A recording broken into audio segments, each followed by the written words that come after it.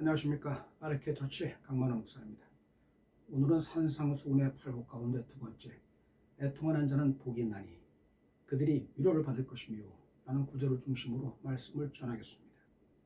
애통이라는 말은 단어 그 자체로 분석하면 슬플의 아플통, 슬픔과 고통을 말합니다. 그렇습니다. 우리 인생은 생적고라는 말이 있듯이 우리가 살아가면서 어찌 보면 슬픔과 고통은 우리가 피할래야 피할 수 없는, 아무리 피하고 싶어도 우리의 삶에서 벗어날 수 없는 우리의 운명과도 같은 삶의 족쇄이기도 합니다. 어쩌면 우리 신앙 또는 그 종교의 배경에는 이렇듯 우리가 피하고 싶고 이렇듯 우리가 겪고 싶지 않은 슬픔과 고통, 이것에 맞서려는 본능적인 의지일지도 모릅니다. 그토록 우리가 피하고 싶은 슬픔과 고통, 그래서 신앙의 힘으로, 종교의 힘으로 나아가 절대자이신 신의 힘에 의지해서 이 고통과 슬픔에서 벗어나고자 발버둥 치는 게 우리들의 모습이기도 합니다. 이렇듯 우리가 피하고 싶은 슬픔과 고통, 따라서 이 슬픔과 고통은 결코 하나님의 뜻, 선하신 하나님의 뜻이 아니라 도리어 하나님의 뜻을 저버린 죄에 대한 징벌이라고 생각하기도 합니다. 하지만 성경은 지난주 가난한 자는 복이 있다, 천국이 그들의 것이다 이어 오늘은 나아가 애통하는 자, 그 애통하는 자에게 복이 있다고 말하고 있습니다. 도대체 우리는 이 말씀을 어떻게 받아들여야 합니까?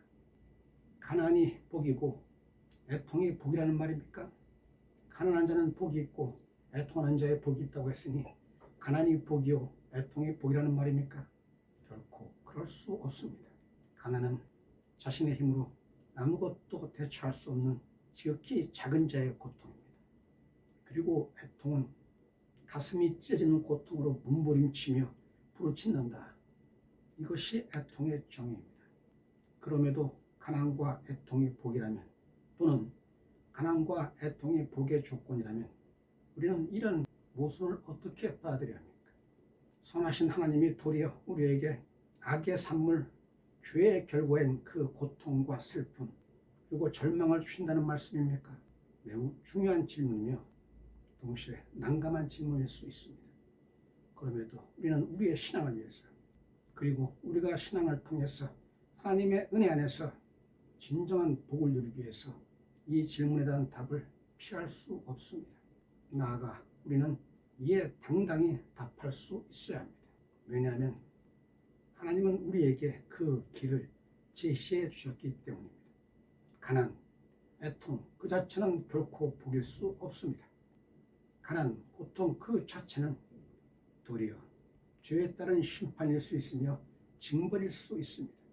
이제 우리는 성경이 말하는 가난, 나아가 오늘 애통하는 자는 복이 있다, 이 말씀에 대한 다른 해석과 적용에 집중해야 할 것입니다. 우선 애통이란 무엇입니까? 방금 말씀드렸던 것처럼 애통을 문자 그대로 해석하면 슬프고 아픔을 말합니다. 이를 성경에서는 조금 더 의미를 풀어서 가슴이 찢어지는 그 고통으로 몸부림치고 울부짖는다, 이를 두고 애통이라고 말합니다. 이런 애통에 대해서 성경은 두 갈래로 설명하고 있습니다. 첫 번째는 사랑하는 이, 내가 결코 세상에 무엇과도 바꿀 수 없는 그 사랑하는 이와의 그 쓰라린 사별을 두고 애통이라고 말합니다. 이를 성경을 인용해 말씀드리면 아브라함이 그토록 사랑했던 사라의 죽음을 두고 그 죽음 앞에 고통스러워하는 아브라함의 그 마음을 애통이라고 표현했습니다. 창세기 23장 2절입니다. 사라가 가나안 땅 헤브론 곧 기욤 아르바에서 죽음에 아브라함이 들어가서 사라를 위하여 슬퍼하며 애통하다가, 이렇게 사랑하는 아내의 죽음을 두고 성경은 애통이라고 표현합니다. 그리고 야곱이 그가 사랑했던 아들 요셉이 맹수에 물리고 몸이 찢겨 죽었다는 소식을 듣고 야곱이 통곡하며 울부짖는 그 마음의 상태를 두고 또한 애통이라고 말합니다. 사랑하는 아내의 죽음, 아들의 죽음, 그리고 아버지의 죽음, 사랑하는 연인, 친구의 죽음을 두고 그 너무나도 처절한 아픔과 슬픔을 두고 성경은 애통이라고 표현합니다. 즉, 애통이란 말은 고통의 절정을 말하는 것입니다.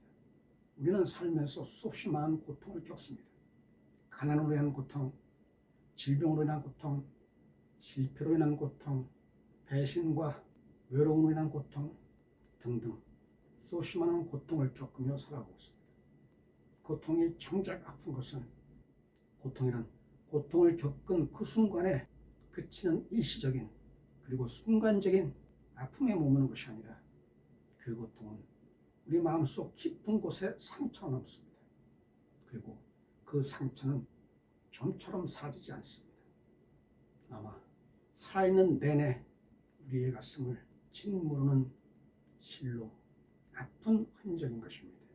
그 고통, 그 아픔, 그 상처는 결코 그 자체가 복일 수 없으며 결코 그 자체가 구원의 조건일 수 없습니다. 우리는 이제 슬픔과 고통 그리고 상처에서 그 사슬에서 해방되어야 합니다. 그것이 하나님의 진정 바라는 하나님이 사랑하는 그 자녀에게 진정 바라시는 하나님의 은혜입니다. 그렇다면 이 애통에서 그 처절한 슬픔과 고통에서 벗어날 수 있는 아니 이겨낼 수 있는 길은 무엇입니까? 성경은 사랑하는 이와의 사별을 애통이라고 표현한 것 나아가 보다 근원적인 의미에서 죄의 결과, 죄의 심판을 바라보는 그 고통을 두고 애통이라고 기록하고 있습니다.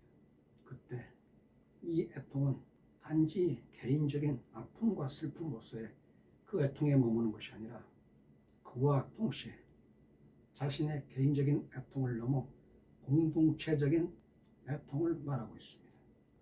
하나님의 말씀을 듣지 아니하고 하나님을 배역하는 이스라엘 백성에게 하나님은 메뚜기 떼를 보내셔서 유다 땅, 온 땅을 표로 만드셨습니다. 그때 유다 백성이 모두 나와 애통했습니다. 통곡했습니다. 절규했습니다.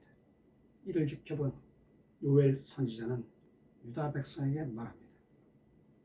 여호와의 말씀에 너희는 이제라도 금식하고 울며 애통하고 마음을 다하여 내게로 돌아오라 하셨나니 너희는 옷을 찢지 말고 마음을 찢고 너희 하나님 여호와께로 돌아올지어다.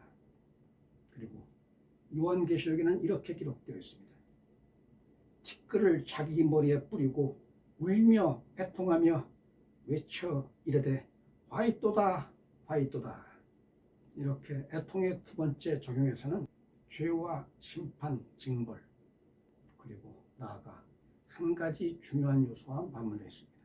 이렇게 애통이라는 적용의 두 사례, 사별의 고통 그리고 죄로 인한 고통, 이 두 가지는 성경적인 관점에서 전혀 구별되지 않습니다. 왜냐하면 우리 모든 인간은 죄성을 지녔고 죄성을 지녔기 때문에 결코 죄에서 자유롭지 않은 존재입니다. 그리고 죄에서 자유롭지 않은 존재이기 때문에 우리는 때로는 자신의 자의적인 죄악이 아닐지라도 이른바 죄에 따른 심판과 징벌에서 전혀 자유롭지 않습니다.